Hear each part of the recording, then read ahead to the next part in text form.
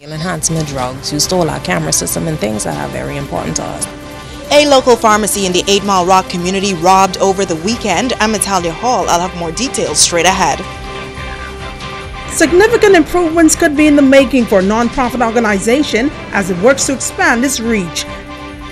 And employees of the Grand Bahama Power Company making a spiritual connection in East Grand Bahama.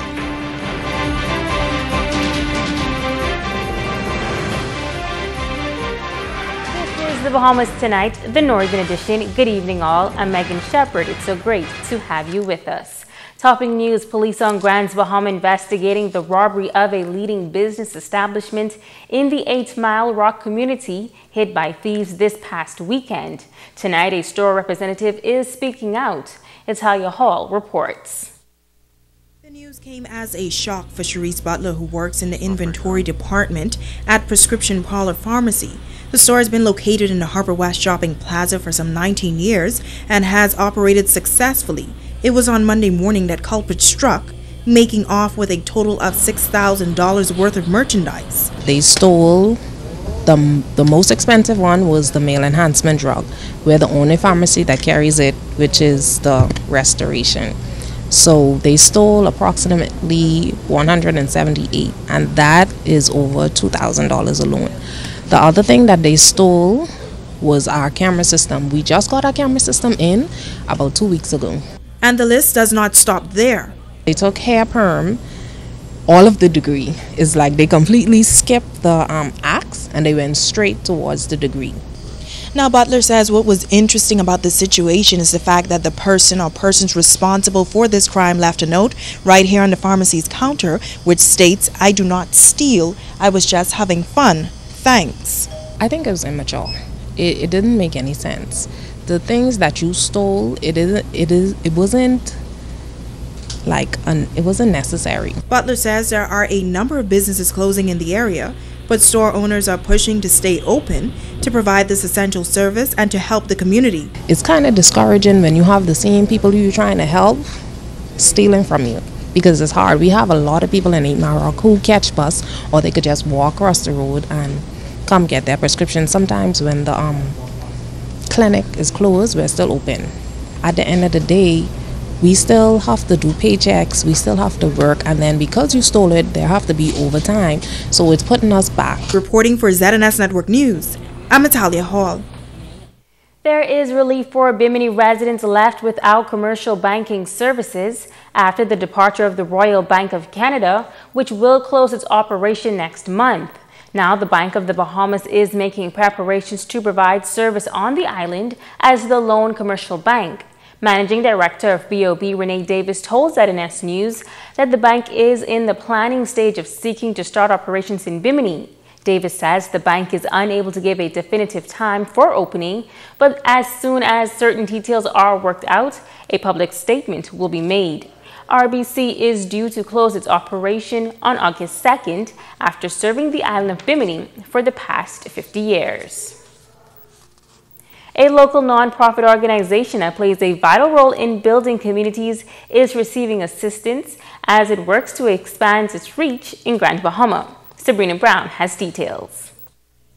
Executive Director of the YMCA, Karen Pinder-Johnson, says the organization, which focuses on youth development, has been faced with challenges since the devastating hurricanes in 2004.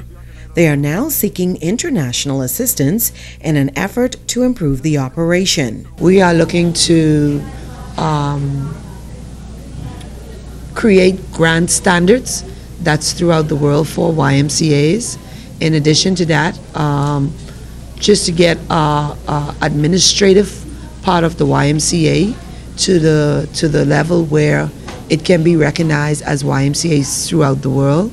In addition to that, we're going to look at some of the areas of the YMCAs in terms of programs that we can enhance. Secretary General of the Latin American Caribbean Alliance of YMCAs, Antonio Marina, traveled to Grand Bahama to see what is needed to take the YMCA to another level. Our focus as regional office is to support them with leadership development and governance, also with sharing program ideas and best practices. And obviously, one of the critical elements for us is to have conversations on how they can continue to be a self-reliant YMCA that is responding to the critical needs of their communities. Program coordinator at the local YMCA, Shakitha Henfield, says volunteerism will be a main focus in moving the organization forward. I would like for us to be able to strengthen that program and to be able to have more volunteers, a stronger volunteer program, and for people to see, how does it benefit them as well. Giving back is something that you can't really put a dollar amount on, so it's very important to try to build those programs. Sabrina Brown, ZNS Network News. BTC customers in Grand Bahama and across the country experiencing intermittent degradation of landline, internet, television, and mobile services on Saturday. BTC reports that around 3:35 p.m., BTC experienced severe damage to its network as a result of a third-party construction company. BTC's technical team was able to quickly assess the damage and gradually begin restoring services to customers. Shortly before midnight, all services were restored. Now the damage impaired trunking fiber cables, which connect the 8 Mile Rock Transmission Office and the Freeport Transmission Office. Interim CEO Dexter Cartwright said, "We recognize how important our services are, not only to our customers, but to the nation as a whole. As a proactive measure, BTC installed aerial fiber to several key sites that are undergoing construction in the event of instances like this. Because of this, our technical team was able to reroute traffic and restore services to customers in a short space of time." The statement continues that as a company, we will continue to prioritize any investment required to increase the robustness of our network so it continues to be the first choice of the Bahamian people. In other news, 3 persons were sworn in as Justice of the Peace officers on Monday morning at the Magistrates Court. It was a special moment for Laverne Dean and Domenico Boyd, who were officially sworn in by Deputy Chief Magistrate Debbie Ferguson.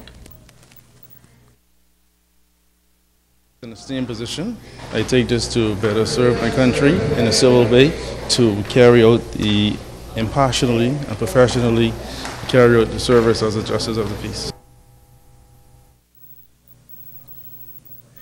Petrell Russell was sworn in as Justice of the Peace for the island of Grand Bahama. Russell describes the occasion as a great accomplishment and says her goal is to help those less fortunate in the community. It's a prestigious position, and I see it as one that would be beneficial to the community, those people that might be less fortunate, unable to pay, want to have certain documents signed, passports, whatever. And I believe that my benefiting as such will be a great help to those unfortunate ones out there. Stay with us, there's more news right after this.